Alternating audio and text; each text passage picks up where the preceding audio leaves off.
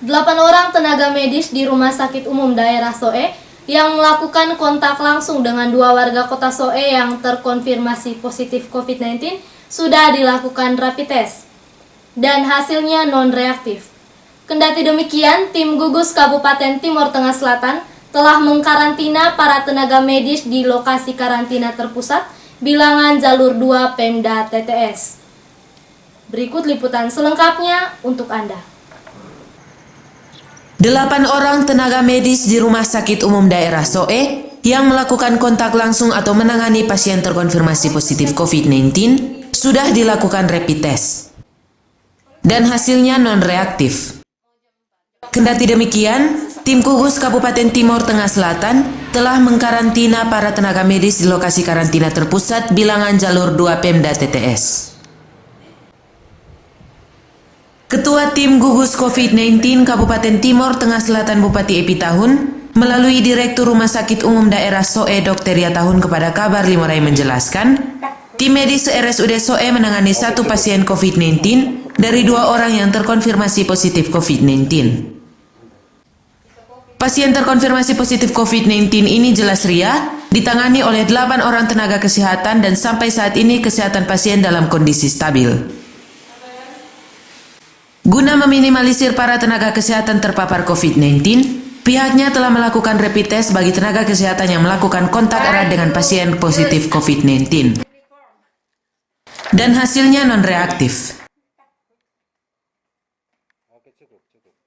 Kendati demikian lanjut Ria, pihaknya menerapkan karantina terpusat bagi para tenaga kesehatan yang melakukan kontak erat dengan pasien COVID-19 untuk menghindari hal-hal yang tidak diinginkan. Karantina terpusat itu dilakukan di 2 tempat, yakni di samping RSUD Soe untuk nakes laki-laki dan di jalur 2 kantor bupati untuk nakes perempuan. Di bagian lain, ketika disinggung tentang ketersediaan fasilitas pendukung penanganan COVID-19 di RSUD Soe, Ria Tahun menjelaskan, sampai saat ini, fasilitas pendukung yang belum tersedia yakni ruangan isolasi bertekanan negatif, masker N95 dan sejumlah fasilitas lainnya. Terima kasih.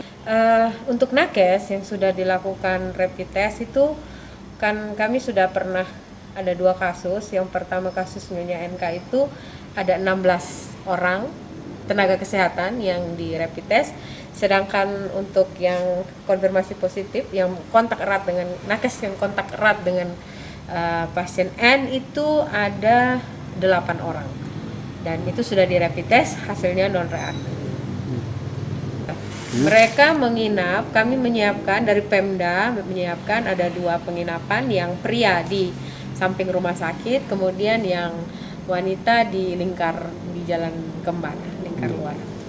Terkait dengan penanganan pasien positif virus corona, apa di sini sudah didukung dengan fasilitas pendukung?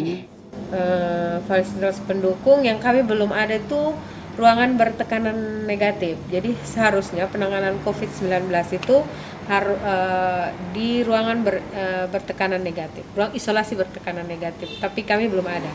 Untuk lainnya tenaga kami punya, dokter spesialis paru ada, anak ada, dalam ada, patologi klinik ada, radiologi ada.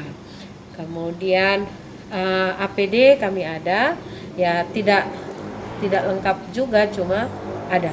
Yang kami kesulitan sama sekali itu masker N95, handscoon oxygen, dan coverall. Sekarang untuk pasien COVID-19, kira-kira kapasitas untuk perawatan itu berapa banyak yang bisa ditanggulangi di rumah sakit? 2. Dan sebenarnya sesuai dengan pedoman penanganan COVID, yang dirawat di rumah sakit itu kan yang mempunyai gejala. Jadi yang misalnya konfirmasi positif ada asma atau ada darah tinggi atau ada jantung, itu yang dirawat di rumah sakit. Akan tetapi karena kita sendiri tidak yakin dengan karantina mandirinya, maka kita menempatkan pasien konfirmasi positif itu di rumah sakit. Tapi sebenarnya cukup kalau tanpa gejala, dia dengan karantina mandiri yang sesuai dengan protokol kesehatan itu sudah bisa sembuh. Itu untuk pasien positif itu. Iya, Bisa karantina mandiri. bisa. Konfirmasi positif tanpa gejala dan tanpa komorbiditas. Kalau ada penyakit penyerta, masuk rumah sakit. Makanya kami kemarin kalau semua masuk rumah sakit, nanti takutnya ada ODP yang mau konfirmasi positif malah tidak bisa masuk. Karena kami hanya punya 2 bed. Polselere Kabar Limorai mewartakan.